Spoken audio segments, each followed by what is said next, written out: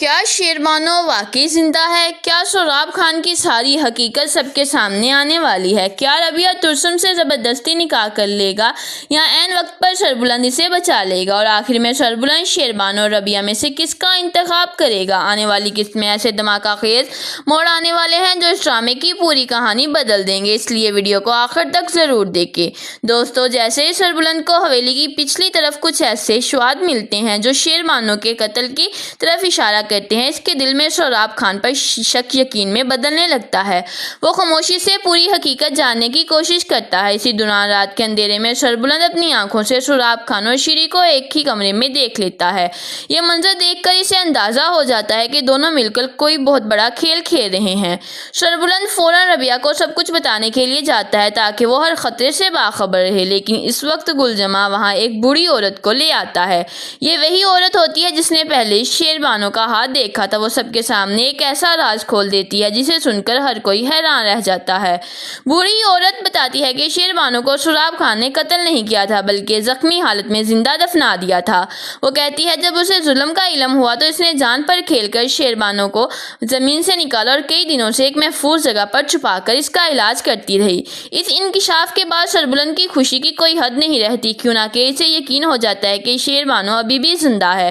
مگر قسمت ایک اور موڑ لے آتی ہے۔ یہ تمام گفتگو پیچھے کھڑی بھابھی نور بھی سن لیتی ہے۔ اب انہیں معلوم ہو جاتا ہے کہ سوراب خان ہی اصل مجرم ہے اور شیری بھی اس کے جرم میں برابر کی شریک ہے۔ ادھر سوراب خان کو جیسے ہی خطرے کا احساس ہوتا ہے وہ فوراً ترسم کو فون کرتا ہے، اسے حویلی آنے کا کہتا ہے۔ وہ ترسم کو بتاتا ہے کہ جس ربیہ کو وہ ہر جگہ تلاش کر رہا ہے وہ سربلند کی حویلی میں زرمالا کے نام سے چھپی ہوئی ہے۔ یہ خبر سنتے ہی ترسم اپنے مسلح آدمیوں کے ساتھ فوراً وہاں پہنچ جاتا ہے۔ دونوں مل کر ایک خطرناک منصوبہ بناتے ہیں۔ فیصلہ ہوتا ہے کہ شیری سب گھر والوں کے کھانے میں نیند کی گولیاں ملا دے گی تاکہ پورا خاندان بے ہوش ہو جائے گا۔ اس کے بعد سوراب خان سربلند کو رستے سے ہٹا دے گا جبکہ ترسم ربیہ کو اغوا کر کے اپنے ساتھ لے جائے گا۔ شیری فوراً منصوبے پر عمل کرنا شروع کر دیتی ہے اور سب کے کھانے میں گولیاں ملا دیتی ہے، لیکن اسے معلوم نہیں ہوتا کہ سربلند دور کھڑا یہ سب کچھ اپنی آنکھوں سے دیکھ رہا ہے۔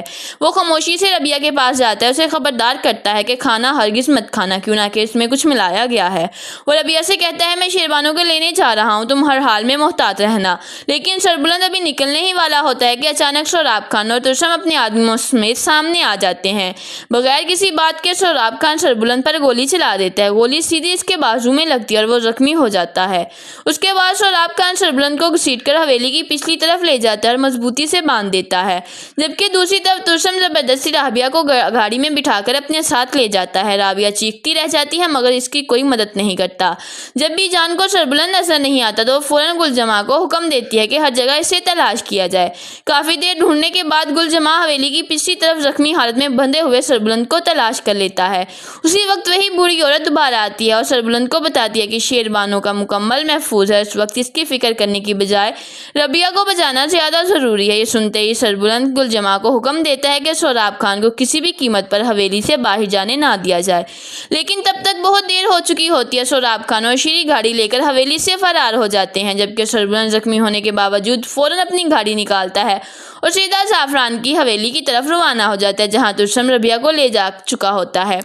دوسری طرف ترسم نے مولوی صاحب کو بلا لیا ہوتا ہے۔ وہ ربیہ پر دباؤ ڈالتا ہے کہ اگر اس نے نکاح سے انکار کیا تو وہ طیب اور ماموں کو قتل کر دے گا۔ اپنے پیاروں کی جان بچانے کے لیے ربیہ مجبور ہو جاتی ہے اور کانپتے ہوئے نکاح کے لیے ہاں کہنے ہی والی ہوتی ہے۔ اسی لمحے دروازہ کھلتا ہے اور سربلند اندر داخل ہو کر بلند آواز میں کہتا ہے یہ نکاح نہیں ہوگا۔ یہ الفاظ سنتے ہی پورا ماحول جنگ کا میدان بن جاتا ہے۔ ترسم اور زعفران فوراً سربلند پر فائرنگ شروع کر دیتے ہیں۔ جواب میں سربلند بھی گولی چلاتا ہے، اس کی گولی سیدھی ترسم کے سینے میں جا لگتی ہے۔ ترسم شدید زخمی ہو کر زمین پر گر جاتا ہے جبکہ سربلند کے آدمی زعفران کو قابو کر لیتے ہیں۔ اسی دوران حویلی میں بھابھی نور بی جان کو پوری حقیقت بتا دیتی ہے کہ شیربانو زندہ ہے، اصل مجرم سوراب خان۔ یہ سن کر بی جان کے قدموں تلے سے زمین نکل جاتی ہے، وہ شدت صدمے سے رونے لگتی ہیں۔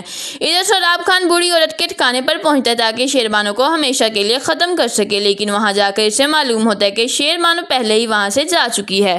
دراصل گلجمع اور وہ بوڑھی عورت شیربانو کو محفوظ طریقے سے سربلند کی حویلی پہنچا چکے ہوتے ہیں۔ یہ خبر سن کر سوراب خان گھبراہٹ میں فوراً حویلی واپس توڑتا ہے مگر تب تک بہت دیر ہو چکی ہوتی ہے۔ دوسری طرف سربلند زخمی ترسم اور زعفران دونوں کو پولیس کے حوالے کرتا ہے اور پھر ربیہ کو ساتھ لے کر اپنی حویلی واپس آ جاتا ہے۔ ہے۔ حویلی پہنچتے ہی ایک جذباتی منظر سب کی آنکھوں کو نم کر دیتا ہے۔ بیجان روتے ہوئے شیربانو کو اپنے سینے سے لگائے کھڑی ہوتی ہے۔ سربلند جیسے ہی شیربانو کو زندہ دیکھتا ہے وہ دوڑ کر اسے گلے لگا لیتا ہے اور برسوں کا درد آنسوؤں میں بہہ جاتا ہے۔ اسی لمحے سوراب خان بھی وہاں پر پہنچ جاتا ہے۔ وہ سب کے سامنے اپنے جرم کا اعتراف کرتے ہوئے کہ سرداری کے لالچ نے اسے اندھا کر دیا تھا، اسی لالچ میں اس نے اپنے ہی خون کے ساتھ دشمنی کی۔ وہ سربلند سے معافی مانگتا ہے مگر سربلند انصاف کو ترجیح دیتے ہوئے اسے معاف کرنے سے انکار کر دیتا ہے۔